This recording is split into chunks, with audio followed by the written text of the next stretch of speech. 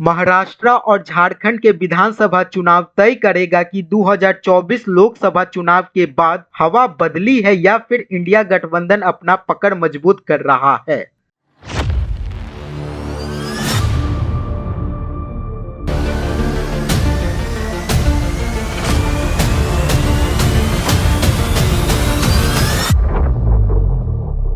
नमस्कार दर्शकों, महाराष्ट्र के 288 सीटों पे तो वहीं झारखंड के 81 सीटों पे चुनाव की तारीख का घोषणा कर दिया गया।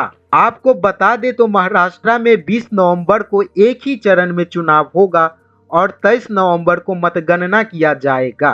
तो वहीं झारखंड में 2 चरणों में मतदान होगा। पहला चरण का चुनाव 13 नवंबर को तो दूसरा चरण का चुनाव 20 नवंबर को दिया जाएगा और 23 नवंबर को मतगणना किया जाएगा। बीजेपी और कांग्रेस इन दोनों राज्यों के चुनाव को जीतने में कोई कमी नहीं छोड़ना चाहेगी।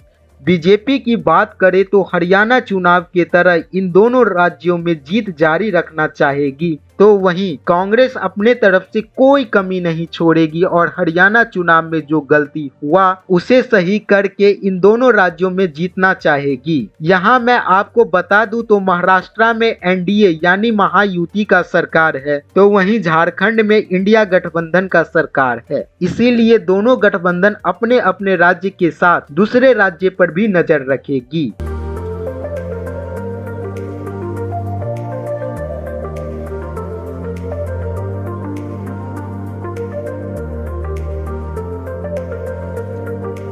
अब बात करें महाराष्ट्र में दोनों पार्टी का स्थिति क्या है, लेकिन उससे पहले आपसे निवेदन है कि आप अपना चैनल यानी इंडियन रिगार्ड को सब्सक्राइब जरूर करें। महाराष्ट्र के एनडीए में बीजेपी के साथ एकनाथ शिंदे के शिवसेना और अजीत पवार के राष्ट्रीय कांग्रेस पार्टी है। ये तीनों मिलकर लोकसभा चुनाव लड़े थे, लेकिन जैसा उम्मीद था उस तरह से प्रदर्शन नहीं कर पाई महाराष्ट्र में एनडीए। तो वहीं दूसरे तरफ उद्धव ठाकरे के अगुवाई वाली इंडिया गठबंधन महाराष्ट्र में अच्छा प्रदर्शन किया और इंडिया वही प्रदर्शन को विधानसभा चुनाव में दोहराना चाहेगी। लेकिन ये काम इंडिया गठबंधन के लिए आसान नहीं होगा, क्योंकि हरियाणा हार के बाद इंडिया गठबंधन के बीच अनबन की बात सामने आ रही है।